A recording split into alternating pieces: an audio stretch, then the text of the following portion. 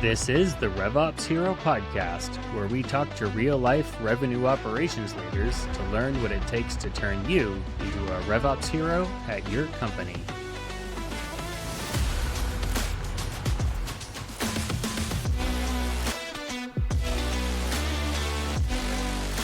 Hey everyone, Chris Strom here, and for today's RevOps Hero Podcast, we have something a little different.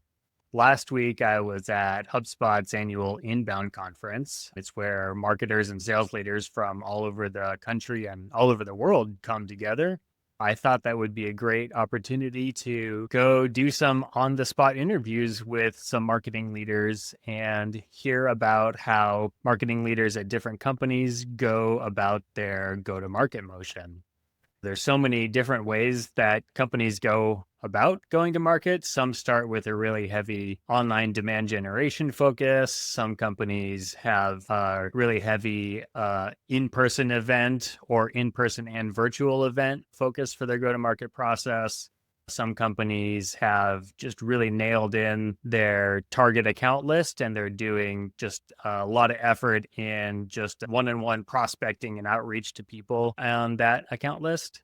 A lot of different ways that companies go about doing it. So I wanted to interview some people, hear how they go about it, and do some comparing and contrasting.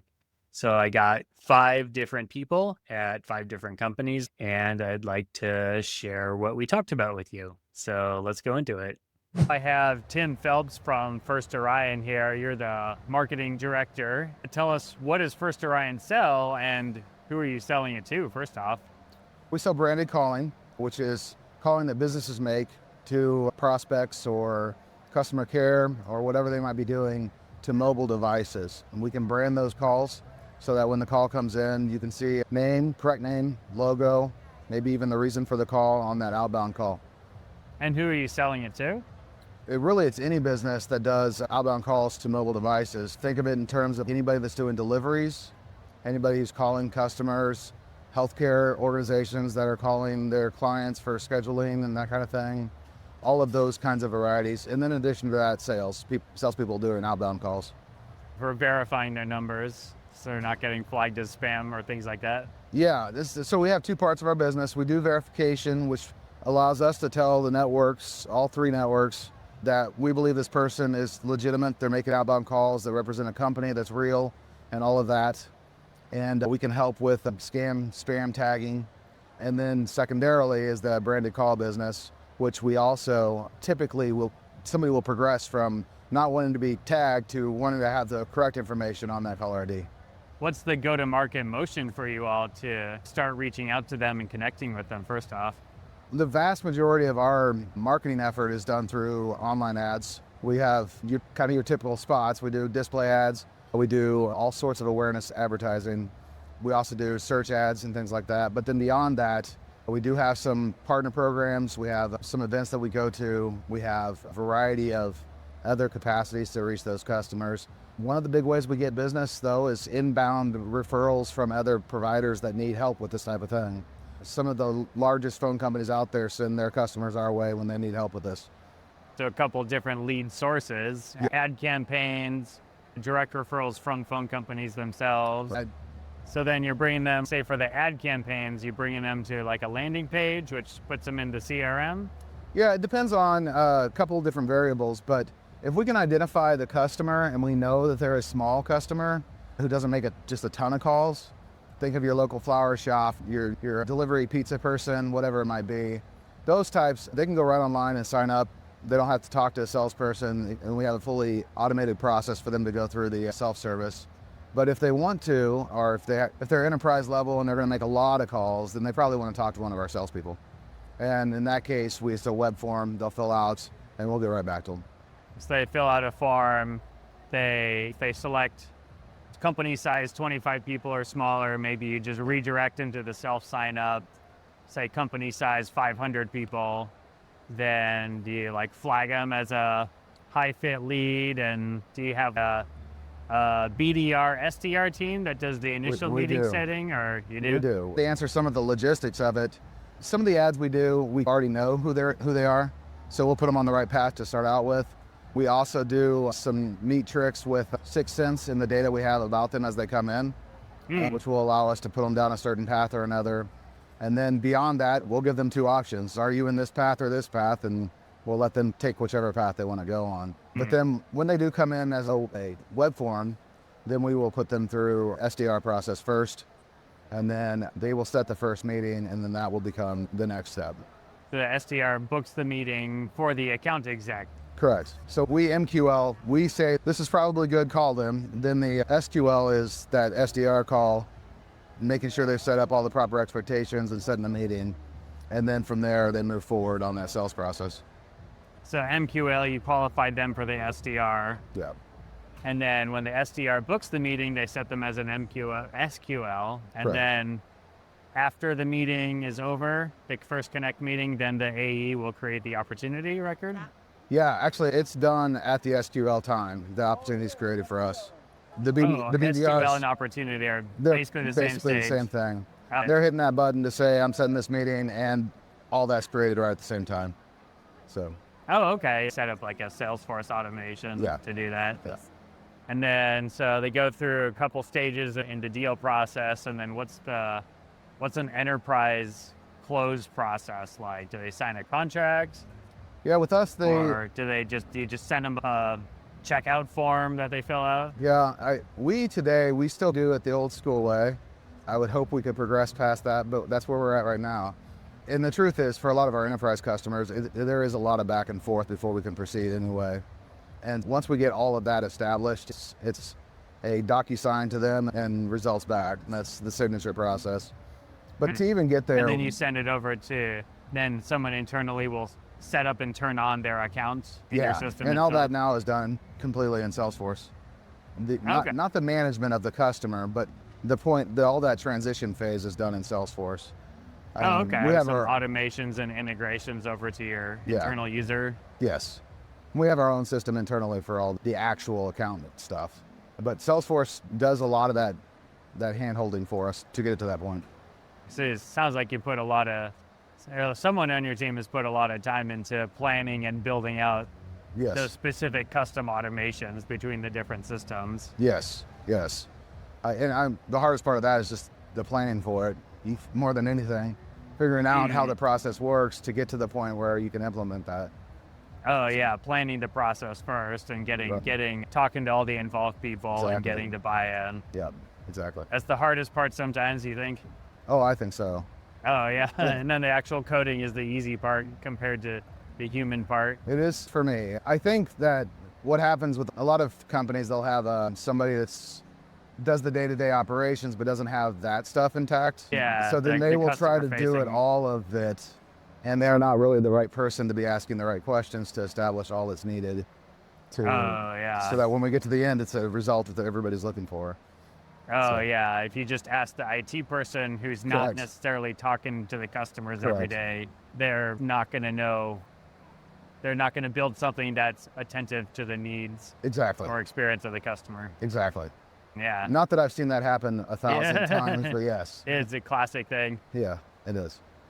So that's where you work a lot with the IT people, I'm assuming, and planning that out. Yeah, and we have a sales ops person on that side as well that does a lot of that work. And that's what brings them to the closed won process, and then they become a customer from there, it sounds like. Yeah, and then back to automation. So once they become closed won, they're immediately an opportunity created for renewal. Which is due 12 months later, yeah. Oh, nice. And then they get passed to a support person that will be their support person from that point forward. And that's also the person that's going to encourage that renewal. The support team is in charge of renewals from there. Yep. And the account execs focused on net new people. Correct. Yep. All right. Awesome. Cool. Thanks for walking us through that life cycle for First Orion. Sure. No problem. I have with me Carmen Bodziak from Goodshuffle, and we're going to talk about your go-to-market motion here. So first, tell us, what is Goodshuffle's product and who are you selling it to for context? Yeah, so my name's Carmen Bodziak. I'm a Senior Revenue Operations Manager at Goodshuffle. We have a few different products, but our main focus right now is our vertical SaaS product. So we sell all-in-one business software to event companies. These are vendors, they're people with inventory. They are the ones who are supplying your wedding, your conference, your gala, your festival with the items that are there. So tents, tables, chairs, linens, staging, lighting, all of the things. We also do have some service providers. So think of a DJ or a caterer or a planner. Our main focus right now is folks with inventory, but either way, people in the events industry use us to manage their businesses, track their inventory, handle their quoting, their contracts, their payments, their accounting, their reporting, manage their team, their finances. So all of the things within our platform.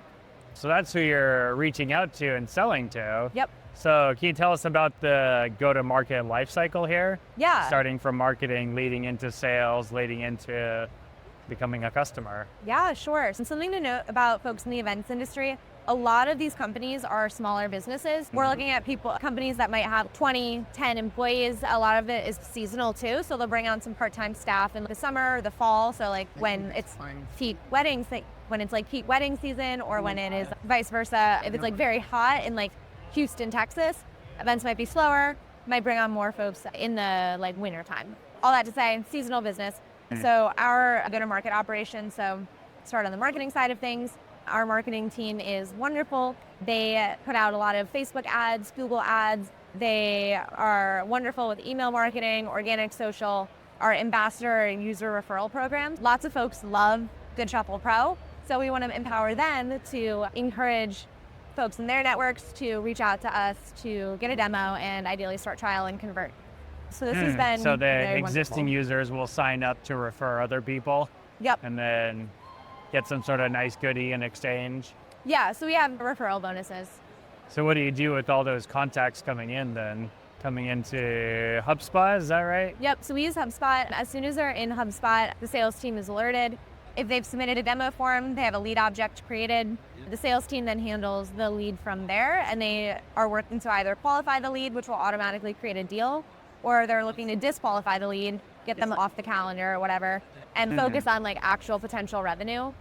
Our SDRs, we have SDRs and sales executives. Our SDRs, their goal is to try to get as much information out of the lead as possible ahead of a demo with a sales executive. They're also trying to get them excited and hype them up, really understand their pain points and tell them why they need to go with Goodshuffle. The events industry is very community focused, so it's very, very important to have a human touch, to have someone who like asks a lot of questions and really understands their industry. A lot of folks in our company have previous events experience so that they can relate to the lead and really help them realize that we understand their pain point. So with that, SDRs are working to get them qualified and excited, and then sales executives are running the demo and working the leads up to get them into trial and then ideally converted. Once a lead is qualified, we have that deal, and that's where the sales executive is taking it over from the SDR. So is a trial one of the stages that you're tracking in your deal funnel? Like Yes. a free trial? Yep, it is. And then to become a customer, do you do like a contract signing, or do you just send them a checkout link and they input their credit card? So they can just sign up for trial on site, so on our website. So what we try to do is on the demo, if it goes well and they're ready to sign up, the sales executive will sign them up for trial on that demo. If they need a little bit more time, we'll send them the link. The sales executive will follow up with them and urge them to start their trial as soon as possible. Send them like the sign up link? Yep. And are you running that through Stripe? Yes. And then do you sync that back into HubSpot from there? Yep. So we sync in our HubSpot, our Stripe subscriptions and products into HubSpot as like through the Stripe data sync. So those all come in as products in HubSpot. Okay, nice. Thanks for walking us through your customer lifecycle with us here, Carmen. Yeah, of course. Thank you for having me. This is wonderful. Absolutely. Here I have Tanya Littlefield, marketing leader at Amplitude. Tanya, I'm asking people about what their go-to-market motion is at some of their companies. And you were saying you have several. There's enterprise, like mid-market, self-serve, PLG. You want to tell us about the enterprise go-to-market motion? Yeah, sure. So our enterprise go-to-market's a combination of things. To some degree, we do offline, so think about field events, getting in person with as many folks as possible. On top of that, we have our digital motion, so think of your traditional like webinars, paid social, paid search, organic. How do we drive the right content to the right user? And in a perfect world, somebody would go through one or many of those different steps, land on our doorstep, and be interested in Amplitude and getting to know a little bit more. We nurture that person through the process over to sales, where they would then understand a little bit more about that individual and that company, and then decide what plan or what features are the best fit for that particular person and take it from there. That's the perfect world version, right? Perfect world version. Yeah, what happens most likely is somebody goes to an event and then they forget about you for 6 months, and then they go to LinkedIn and they grab a piece of content, and then they hear from a friend that they're using Amplitude. So then they go to the website, check it out, maybe leave for a while again, and then come back again. It's a really fragmented customer journey, so you have to be agile and understand that there's a lot of different ways that somebody might be getting to your doorstep, and sometimes you can see in the data and sometimes you can't see it quite correctly. Oh, yeah. If they see something on LinkedIn or even comment on LinkedIn, that information probably isn't going back into the CRM or your marketing system either. Yeah, it might be, but it might not. So there's just a lot that you can't necessarily see. If a friend forwards you a message and says, hey, you should check these guys out, that's not going to show up in any sort of attribution model. Yeah. So then how do you like to go about setting the expectations when reporting to leadership? Yeah, a great question. I think it's about doing as much as you can with the data that you have, right? You're never going to have a perfect attribution model because you're never going to have a perfect customer journey. There's just a lot of murkiness there. So you decide, how do we want to look at attribution as an organization, and do the best you can with what you've got. Again, I have yet to see a single organization that does a perfect job at attribution. So you just have to take it for what it is, and especially in 2025, going into 2026 with LLMs and all of that, it's going to get even more complicated. Yeah. So just work with what you have. So that's a relief to hear that there is no perfect solution and no perfect company. No, I don't think we're all just doing as good as we can get it with the tools we have available. Yeah, so you do what you can with the data that you have, you test and learn, and maybe you move the needle and it can help you infer something that might be happening behind the scenes that you didn't see yourself. And then you adjust some more, and who knows, the perfect attribution model might get created in the next couple of years, but it doesn't exist today. Oh, yeah. Thanks for sharing. Thank you so much. So I have Eryn Lueders here with Faces Theory. Tell us, what do you sell at Faces Theory and who do you sell it to? Yeah, so we are a data security solution. We do payment tokenization. So we often sell into more of payments roles, and we assist companies with their PCI compliance.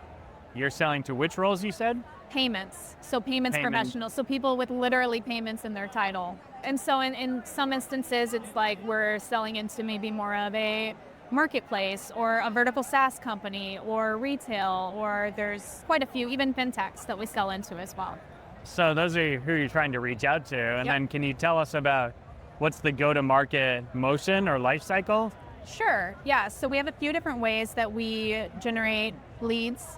The first, and the one that's most close to me, is inbound. And so we do quite a bit of content marketing. We try to rank quite a bit organically, and we've done very well there. And the content marketing that we do is mostly top of funnel.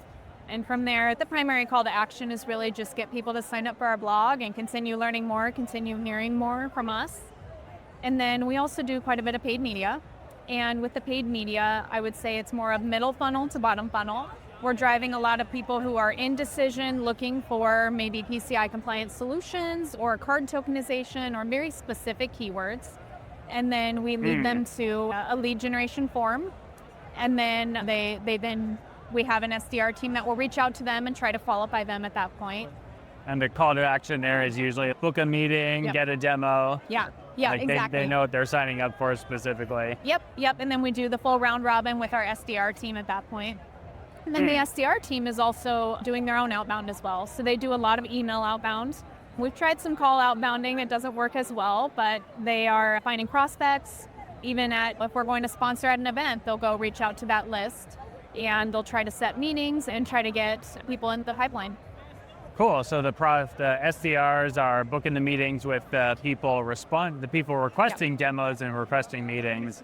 Yep. And then for the top of the funnel people, are you doing any sort of like lead scoring and having them like prospect out to high scoring top of funnel people? Usually at this point, we only have them primarily reaching out to those who have reached out and said they want a meeting. We get enough of those right now that it fills their day. But nice. we are still scoring as well. And we do have a certain threshold of score where there's a bucket that people could reach, like the SDR team can pull from that bucket if they want to.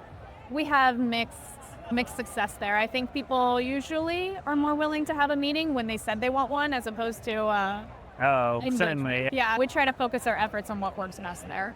Okay, and that's enough by itself to keep them busy? Yeah, obviously they would probably love way more inbounds than we give them right now, but our focus is on quality first. Yeah, everyone wants more. Right. Our focus is on quality first over high quantity because it's just too much work for them to have to parse through all those. So the SDRs are reaching out to those people and booking the meetings and handing it off to the account executives from there? Yep, yeah. So and then you said they also create the deal in the pipeline? Yes. At that point as well? Yep. So they hand it off to the AEs, and the account executives at that point will, so once the meeting is booked, so they create a deal, they hand it off to the AE, and the AE takes the meeting and takes it from there. We do have quite a few stages in our deal flow. One of the most important for us is, we call it technical scoping, but it's really just the ability for these leads or prospects at this point to sign up for an account. So we're a fairly technical product, and we have developer documentation and integrations and things that these developers need to work through.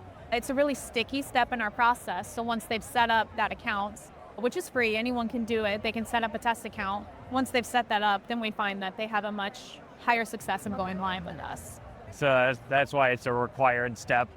Yeah. As part of the sales process, set up the account first.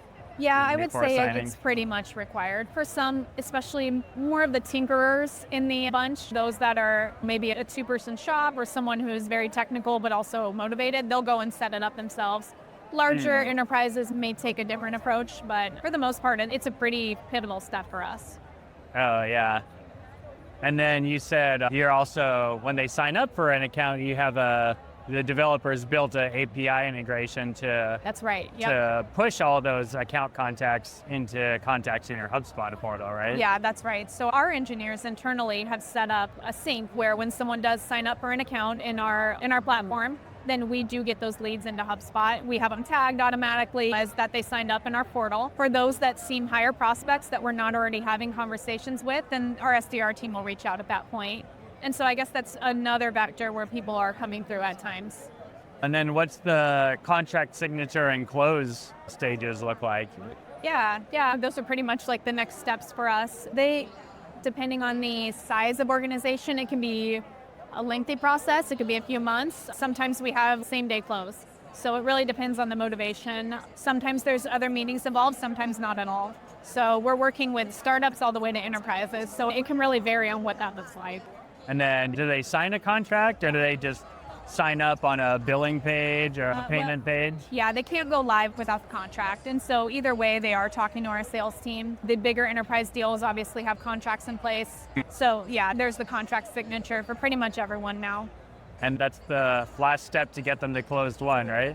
Yeah, pretty much do that. And then of course there's an integration. We're a technical product, and so there's sometimes a lengthier go live process where we have our support team that helps get them out the door, helps the customers, engineers as well get things set up the way they need to. It's a pretty technical product, and it's really important. PCI compliance and being compliant is incredibly important. So many companies will take their time and try to do it right. Oh, yeah. Yeah, the whole post-sale process is probably a whole separate conversation by itself. For sure. Yep. That's cool.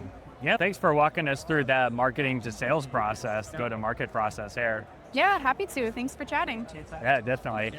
So I'm here with Nathaniel Frisch. Yep.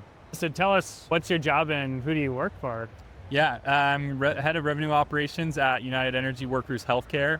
We do in-home healthcare for people in the energy sector, nuclear energy sector. So tell us, what product or service do you offer and who do you offer it to? Yeah. And then we'll go into how do you go to market. Okay. But first, what do you do? Who do you sell it to? So we're offering in-home healthcare. We send nurses to individuals' homes who have certain health problems. So we're targeting specifically people that qualify for a niche program, a federal program called EEOICPA, Energy Occupational Illness Program, that for individuals that got chronic beryllium disease or some other radiation-related illness from their time working at federal facilities. For instance, purifying uranium, and then they got to some radiation disease, and then we come in and can provide them health care, and then we bill the U.S. government. Okay, nice.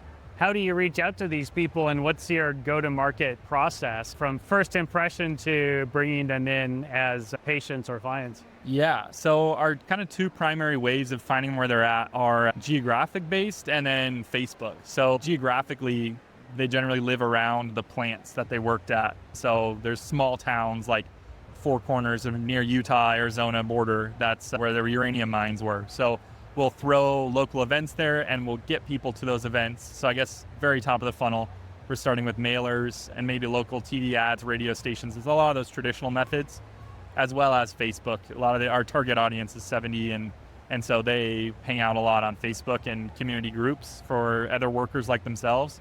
So we'll advertise there with paid and organic, getting them to the event. So once people are at these local events, that can be anywhere from 10 people to 400 people. We'll walk them through what we do, what benefits they're entitled to. A lot of it's awareness. A lot of times they were like, yeah, I worked at the uranium mine and now I'm sick because of it, but they don't know that there's a program out there to pay for their health care. It's a lot of just getting those people locally into one area, like at an event, and then helping them through the claims process. So then we're handing them off to a third party that we work very closely with to get them qualified for the program. So they're going through a whole year-long claims process with the U.S. government. And then once they get approved, then our closers come in and talk to them about why our healthcare is better compared to, say, I don't know, some other in-home healthcare companies or an out-of-home healthcare, like going to a hospital or anything like that. So that's the process. And then how do you manage that through your systems?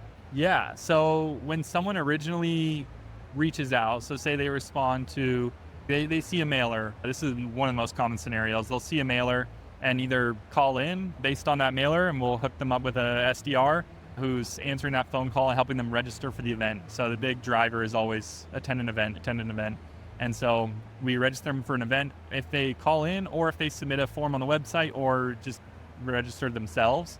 Regardless of their call to action they respond to, we create a lead in HubSpot. And so then that lead is a signal to our sales team of our SDRs of reach out, get them moving through the process, right?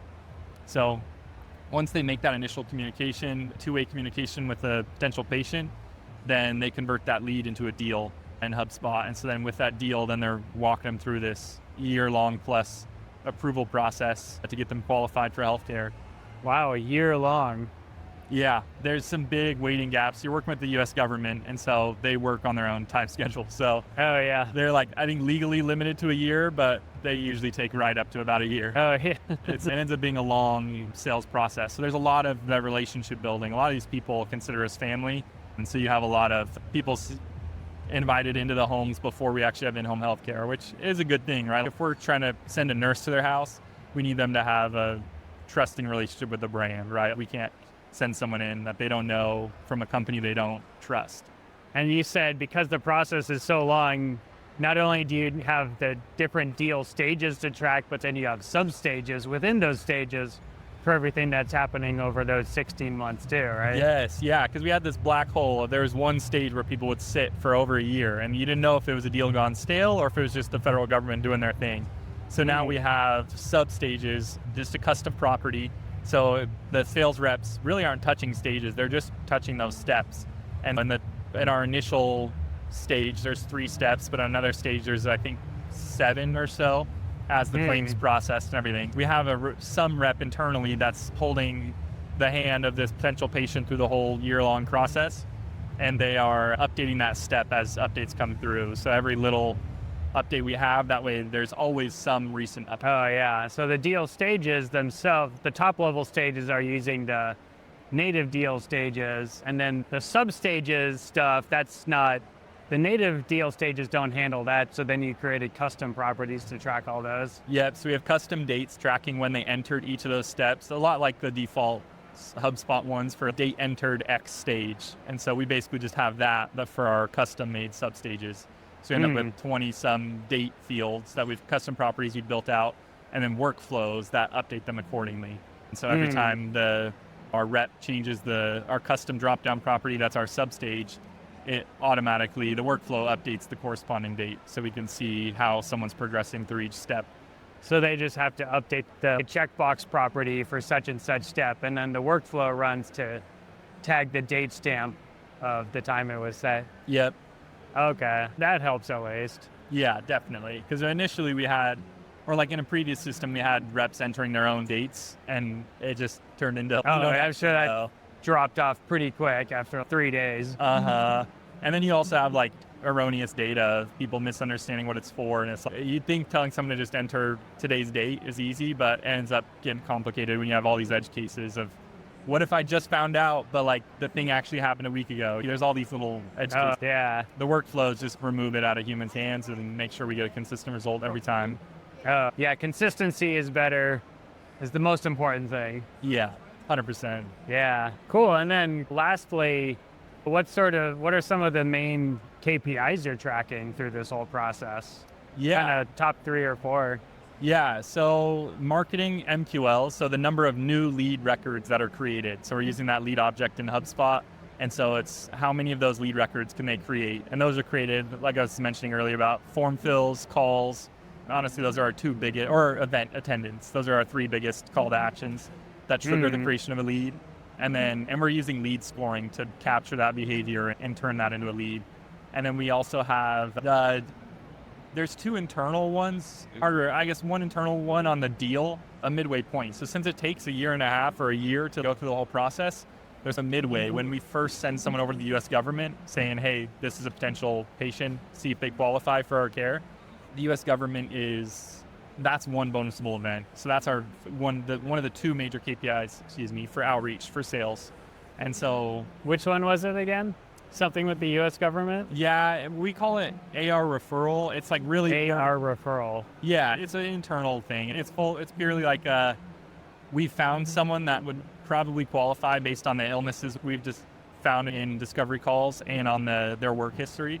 So internally, we think they'll qualify for our healthcare, but we have to still send it to the government to make the real determination. At that point, when we send it to the government, at that point, we call it partially good, and we give some credit to the sales rep at that point. Oh, yeah. So handoff to the government is one. Yeah, because that one we have a lot of control over. It's a quick sales process, and then once we hand it to the government, it can sit for a year. So it's not like immediate success of like internally we think they're qualified, so we're gonna show some good faith to our reps. And then the second piece is our closed won deal, and that's when someone actually first meets with a nurse. So when we first send a nurse to their house and we actually have we've provided some care, that's when the deal becomes closed won, when the rep gets their final bonus and all that. Okay, so it's not paperwork signed doesn't equal closed won, but it's actually they have to show up and have the first appointment. Exactly, yep. It used to be paperwork signed. That KPI has been phased out over the last 6 months to a year. Because people weren't following through on taking advantage of it afterwards? Yep. You had a lot of people that, not a huge amount, but it's up to a 10% drop off. So they sign the paperwork and then you send a nurse into their home and they're like, actually, I don't really want healthcare right now. So instead, we wait until you actually have a nurse in the home providing healthcare, and that's when it's closed won. Oh, yeah. Wow, and at least some of the compensation for the salespeople is tied on that? Yeah. So they have to wait that long for at least some of their commission? Yeah, when we first send it to the government, they get a small piece, and then when they come back and actually get on care, then they get the big piece. So it is a big retention tool, because it's like all the work you're doing this year is really going to land next year. Oh, yeah. Good. At least you know they're not going to be quitting then. Yeah. Because half their income is coming 12 months from now. Yep. Are new salespeople turned off by that initially? Do they say, oh, that's just too long, I don't want to wait that long? Our on-target earnings are good even without that piece. And there's always the potential of about 1 in 5 of our new patients already went through the claims process with the government before they came to us. So there's a subset of people who are already qualified before we ever talk to them. And so they don't have to wait a year.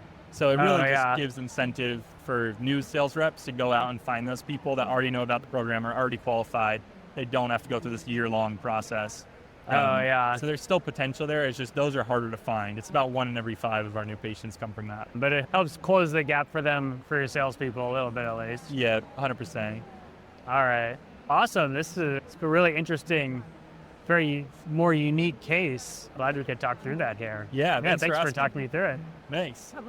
All right. What a great group of people we were able to interview here. So to recap, we talked to 5 different people at 5 different companies. First person was Tim Phelps from First Orion. He talked about how they have a big demand gen advertising focus, as well as a partner program for their company. Next, we talked to Carmen Bodziak from Goodshuffle. One of the things she talked about was how, since they're selling to event managers, they focus a lot on making sure they're hiring people with event management experience for their sales development team. We talked to Tanya Littlefield from Amplitude. She talked a lot about setting the correct expectations in attribution nowadays when people are just moving between so many different things, different social media platforms, YouTube, AI tools, just talking to each other in person, websites, and so on. Understanding and setting the correct expectations for the attribution data that you'll get, given that fragmented way that you're interacting with people. We also talked with Eryn Lueders from Basis Theory. She talked about how they focus a lot on content marketing and inbound leads from the content that they do, as well as paid media and some direct prospecting as well, directing to meeting bookings with their SDR team. And we talked with Nathaniel Frisch from United Energy Workers Healthcare. He talked about how they do a lot of print mail, TV ads, and also Facebook ads with a call to action directing people to various local in-person events, which then lead from there into talking with people on their sales team about becoming patients served with them. A lot of different viewpoints here and a lot of different ways of going about it. So I'm super glad I got to talk to all of them. And I'd love to hear from you about how you do your go-to-market motion at your company and what's something interesting or unique about the people you're trying to sell to that changes how you go about trying to reach them. I'd love to hear that. So post what you do in the comments on this episode. Thanks for watching, and if you haven't yet, be sure to subscribe to the RevOps Hero podcast. We love making these episodes, and we'd love to get you notified when we make more of them. So hit that subscribe button, and then you won't miss out on any episodes going forward. You've been listening to the RevOps Hero podcast from ClearPivot. To learn more about how our team of revenue operations and HubSpot experts can help you become a RevOps hero at your company, visit our website at www.clearpivot.com.